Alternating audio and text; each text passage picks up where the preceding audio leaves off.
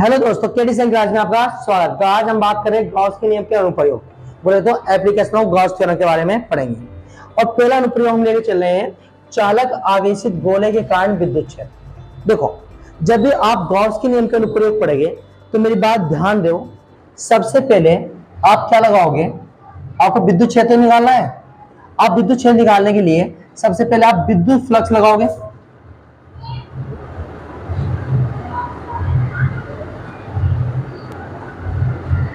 विद्युत फ्लक्स की परिभाषा लगाओगे, वो होती है phi equal to integration E D A cos theta. सही है ना। फिर बाद में आप गॉस का नियम लगाओगे,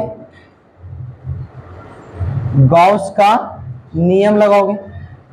गॉस का नियम होता है phi equal to sigma Q upon epsilon naught. जब आप विद्युत फ्लक्स लगाओगे वहां से आपकी समीकरण 1 बनेगी। जब आप गॉस का नियम लगाओगे समीकरण 2 बनेगी। फिर आपको तीसरे स्टेप में क्या करना है, समीकरण 1 वे समीकरण 2 से इस फाई 1 के वैल्यू इस फाई 2 की वैल्यू का क्या कर देनी है, बराबर कर देनी है। और वहां से आपको ई की वैल्यू बोले तो विद्युत क्षेत्र की तीव्रता को मिल जाएगी। ये आपके स्टेप बाय स्टेप काम करने, ठीक है ना। अब हम पढ़ते हैं चालक आवेशित गोले के कारण विद्युत क्षेत्र। तो आपके पास क्या है, एक चालक आवेशित गोला है, यानी बोले तो एक चालक आवेशित गोला। अब आपको नोट की बात हम जैसे मान लें कि आपके पास क्या है, ये आपका गोला है जिसका केंद्र कितना है, O है, और इसकी त्रिज्या कितनी है आपकी, कैपिटल R। कोई दिक्कत नहीं है। अब ये चालक आवेशित है, मतलब इस गोले को आपको क्या करेंगे, आवेश दिया जा रहा है और कौन है, चालक आवेशित। अगर हम बोले अगर उस चालक आवेशित पर गोले पर अगर हम आवेश देखें तो वो आवेश इसकी पृष्ठ पर एक समान रूप से वितरित होता है।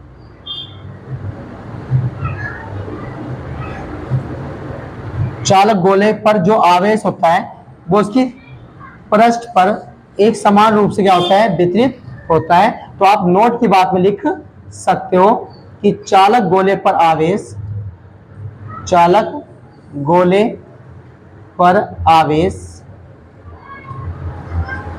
उसकी पृष्ठ पर एक समान रूप से वितरित होता है। सही है। अगर इसकी जगह चालक की जगह अचालक गोला होता तो फिर अचालक गोले पर उसकी परस्पर आवेश नहीं होता, उसके अंदर एक समान रूप से आवेश होता है। अब हम अचालक की बात करेंगे, किसकी बात करेंगे, अचालक की। तो नेक्स्ट वीडियो आपकी इसी में बनेगी, जो नेक्स्ट वीडियो आपकी वो इसी में बनेगी। परंतु आप चालक के बारे में बात करेंगे तो आप चालक के बारे में बात करें। तो मैंने आपको सिर्फ 2 बात बताई। पहली बात आपको मैंने बताई कि आप गॉस की नियम, गॉस के अनुप्रयोग को आप कैसे वेरीफाई करोगे। सबसे पहले आप विद्युत फ्लक्स लगाओगे, फिर आप गॉस का नियम लगाओगे, फिर वहां से समीकरण 1 समीकरण 2 करोगे, वहां से आपको विद्युत क्षेत्र मिल जाएगा। ये तो भाई स्टेप बाय स्टेप है। परंतु हमारी आज पहला अनुप्रयोग चल था चालक आवेशित गोले के कारण विद्युत क्षेत्र। तो हमने जब चालक गोले को आवेश दिया तो चालक गोले पर जो आवेश फैलता है वो उसकी पृष्ठ पर, उसकी सतह पर एक समान रूप से फैलता है। सही है। अब हम ये जो चालक गोला आवेशित है, अब सबसे बड़ी बात आती है कि ये कहां कहां विद्युत क्षेत्र उत्पन्न कर सकता है। तो इसके लिए आपके अगर आप थोड़ा सा दिमाग लगाओ तो ये विद्युत क्षेत्र अपने से बाहर किसी बिंदु पर उत्पन्न कर सकता है, अपनी सतह पर उत्पन्न कर सकता है और अपने अंदर उत्पन्न कर सकता है। मान लिया इस पर आवेश कितना है, Q है, कोई दिखे बिंदु है ना। तो सबसे पहले हम बात कर रहे हैं, सबसे पहला बात लेकर चले चालक आवेशित गोले के बाहर विद्युत क्षेत्र।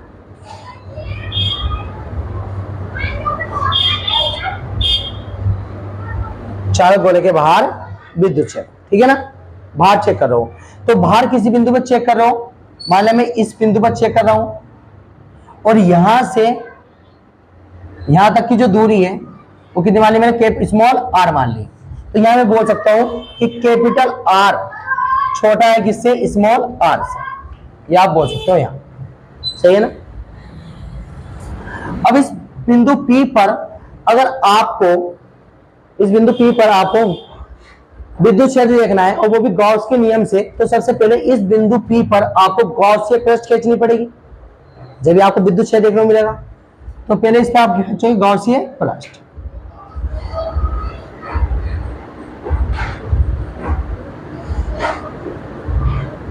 ये क्या हो गया आपकी गॉसीय पृष्ठ। और आपको वो पूरे के लिए, पूरी पृष्ठ के लिए नहीं बता रखा है, एक इस पृष्ठ के छोटे से हिस्से बोले तो अल्पांश बोले तो डीए वेक्टर के बारे में, सही है। तो लगाओ, सबसे पहले अगर देखते हैं विद्युत क्षेत्र निकालना है तो सबसे पहले आपको क्या लगाना है, विद्युत फ्लक्स की परिभाषा। तो लगाओ विद्युत फ्लक्स की परिभाषा अनुसार,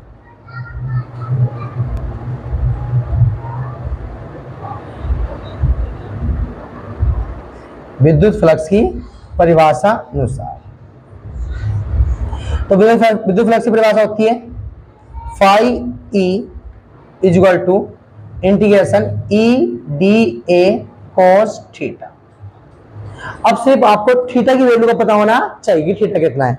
तो कोई गोला है, मैंने इससे लास्ट वीडियो में आपको थीटा बताया है कि जैसे ये गोला है, ये गोले की क्या मान ली, ऐसे पृष्ठ मान ली वाली सतह, ऐसे गोला है, ठीक है, बॉल टाइप का। अब इस गोले में आप देखो तो विद्युत क्षेत्र रेखा है हमेशा दूर होगा, प्लस से कितना होगा तो दूर होता है। तो विद्युत क्षेत्र रेखा की दिशा कैसे होगी, इस टाइप की। तो विद्युत क्षेत्र रेखा है दूर होगी, तो यानी ई कैसे होगा, इस टाइप, ठीक है ना। अब आपको थीटा चाहिए। थीटा क्या होता है, थीटा होता है विद्युत क्षेत्र और क्षेत्रफल सदिश के मध्य कोण। तो विद्युत क्षेत्र तो आपको पता चल गया कि ऐसे है, परंतु क्षेत्रफल सदिश आपके इसके लंबवत रखोगे। कोई क्षेत्रफल सदिश को आपको क्या रखना पड़ता है, उस सतह के लंबवत रखना पड़ता है जिस सतह के बारे में आप बात कर रहे हो। तो हम क्या कर रहे हैं, हम इस गोलीय पृष्ठ के बारे में बात कर रहे हैं, तो आपको क्षेत्रफल सदिश को इस गोलीय पृष्ठ के लंबवत रखना पड़ेगा। तो आप लंबवत ऐसे रखोगे, तो इनके बीच में थीटा देखो कितना बनना है, इनके बीच में आपको कोई भी थीटा नहीं बनना है। तो थीटा कितना है, इसमें 0 है। तो यहाँ थीटा की वैल्यू कितनी है आपकी, 0। तो चलो अब यहां रखो मान phi E equal to integration E D A cos theta मान कितना है 0, और कॉस 0 की वैल्यू कितनी होती है 1।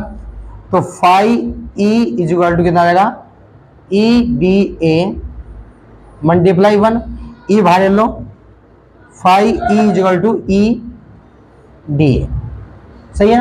अब आपको इस डी ए का बोले तो क्षेत्रफल सदिश का आपको क्या करना है, वो समाकलन करना है, ठीक है। अब देखो समाकलन की बात करते हैं। जैसे मान लिया कि आपके पास क्या है, आपके पास ये गॉसिय पृष्ठ है और ये आपके पास क्या है, एक छोटा हिस्सा है डी है।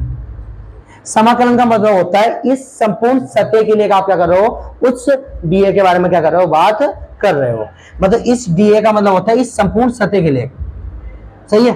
अब इस डीए को, अगर इस डीए वेक्टर को अगर मैं पूरा ऐसे जोड़ दूं तो ये संपूर्ण सतह बन जाएगी।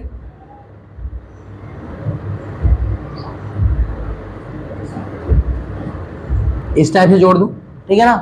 तो यानी कि जो डीए वेक्टर होगा, जो अगर हम टोटल निकाल लें, अगर टोटल निकाल लें तो ये जो डीए आपका है, डीए का समाकलन निकाल लें,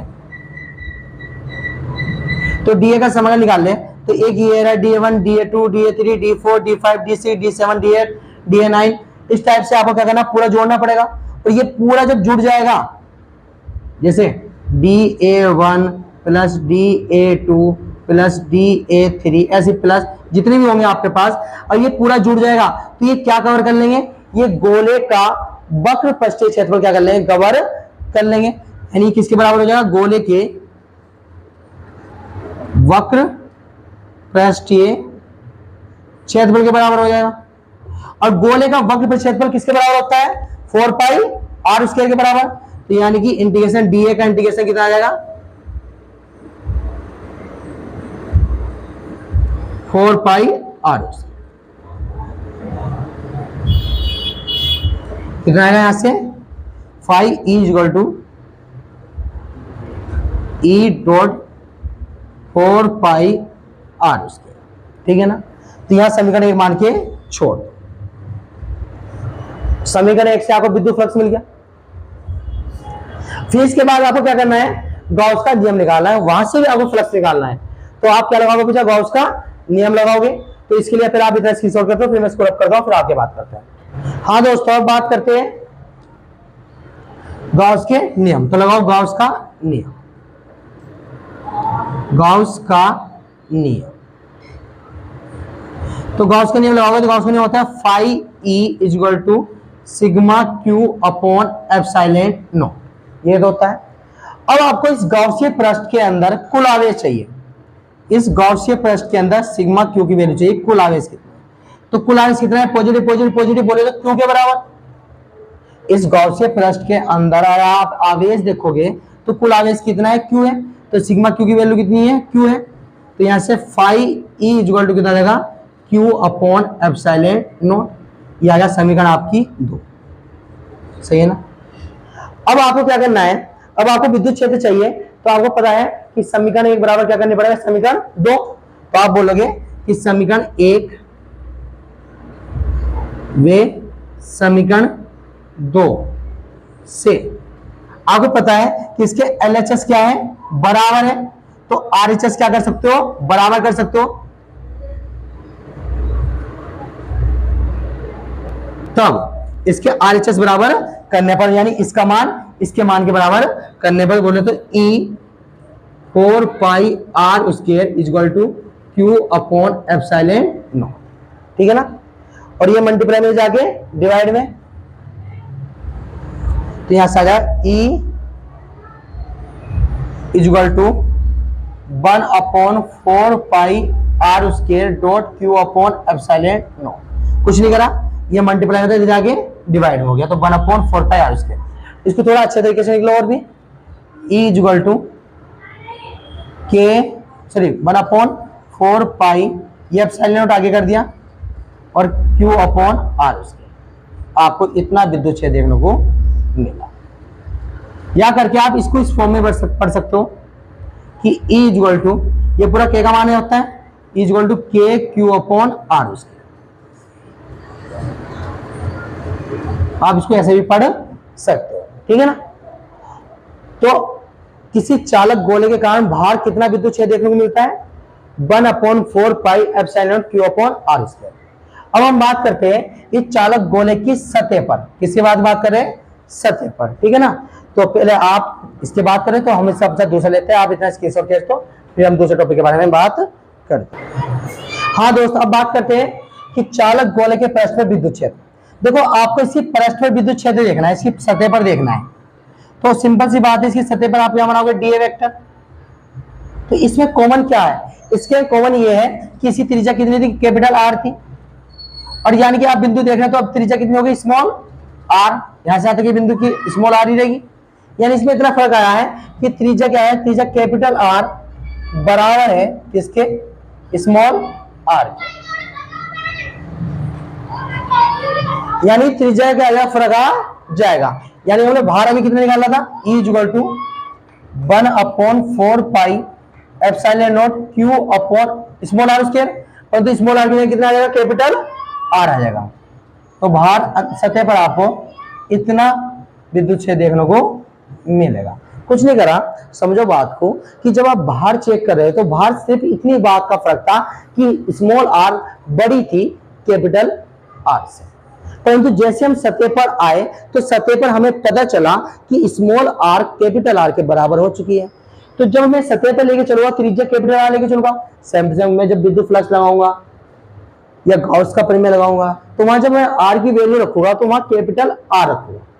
ये बात आपको पता चाहिए कि जब कैपिटल आर रखोगे, तो वहां फार्मूला स्मॉल आर की जगह किसमें डिवाइड होगा, कैपिटल आर में। तो वहां डायरेक्ट कर लो कि स्मॉल आर कैपिटल आर के क्या बराबर है, तो आर की जगह कैपिटल आर कर दो, काम हो जाएगा, ठीक है ना। फिर हम बात करते हैं तीसरे हम बोलते हैं चालक गोले के अंदर,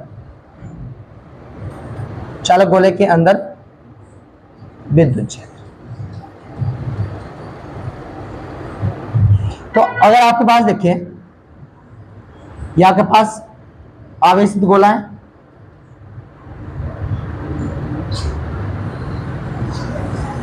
सही है। यहां से यहां तक की आपके पास ये हो गया प्लस क्यू आवेश, यहां से यहां तक की दूरी कितनी है, स्मॉल आर। अब इसके अंदर चेक कर रहे हो आप, माने किसी बिंदु पी पे चेक कर रहा हूं, तो इस पर आपको गॉसियन पृष्ठ बनानी पड़ेगी, इस पर आपको गॉसियन पृष्ठ बनानी पड़ेगी, बोले सही है ना।